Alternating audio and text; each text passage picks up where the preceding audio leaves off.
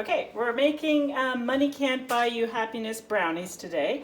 I've got all my ingredients ready to go. I have beat the brown sugar and the eggs. Now, you're supposed to beat them till they're light and fluffy. It always kind of drove me crazy when you saw that in directions because, you know, it's kind of nebulous. Anyways, if you want to take a look, the easiest way is to get a spatula and kind of just run it around on the top, and it should form like a ribbon that stays for a bit. That way you'll know you've beaten them to the right consistency. Now, I did not include the coffee in my eggs and brown sugar. I did the coffee with the water, sort of blended it, and then I've added it to into my chocolate and my butter mixture.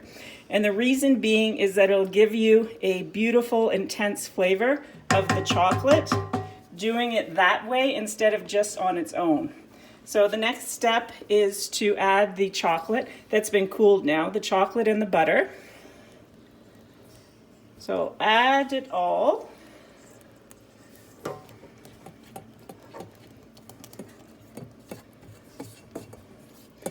So I've used dark chocolate. And again, as I mentioned, the coffee mixture is in here already. Okay, so we're going to mix this now. Just on low. You just want to combine the chocolate and your butter and eggs combination. So give it a couple spins and then scrape the side and the bottom of the bowl.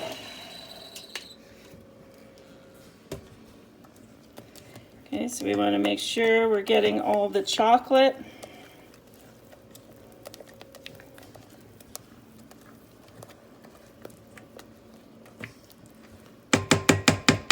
Okay, I'm going to give it a couple more whirls here. And next we're going to add the flour and the cocoa and the salt. I've sifted the blend already. It's good to give it another sort of quick whisk. Now, Nadia's directions is to take the chocolate chips and sort of mix them with flour, which I never do. What I do is take the flour and cocoa mixture and then mix that with the chips. And her rationale is absolutely correct. It helps them for not just sinking to the bottom. Okay, so I'm going to add my flour and cocoa now.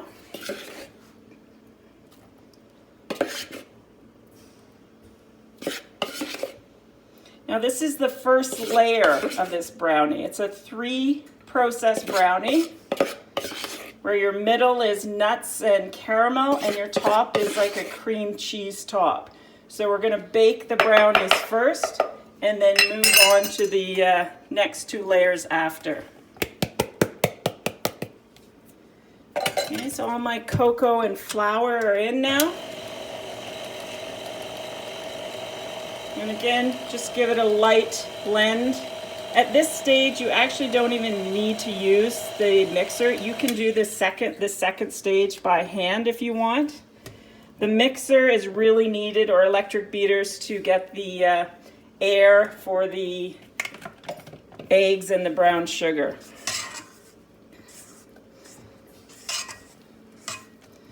Okay, so I'm going to now mix the rest by hand. And I'm going to add the chocolate chips. I'm going to fold those in last.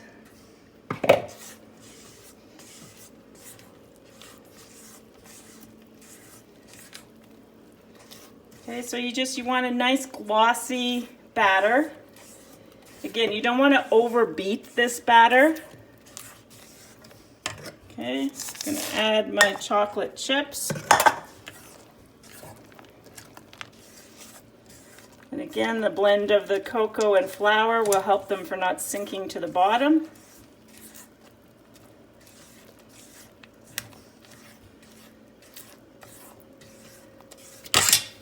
Whoops.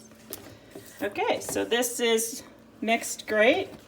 I'm going to pour it now into my parchment lined pan, 9 by 13. It's good to spray the pan with Pam first. That's what I do, so the parchment sticks a little bit easier. And this is brilliant. You want overhangs so it's easy to lift the brownies out after they've cooked.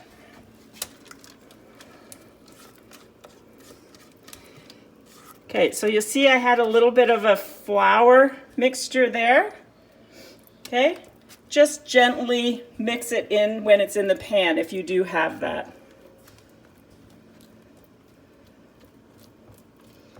Okay, it's not a problem at all.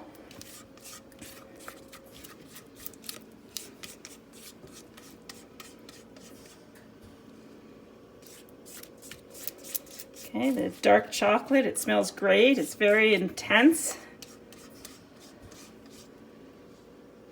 It should make a great brownie. And I've made a few brownies in my day. Okay, just try to level it off the best you can.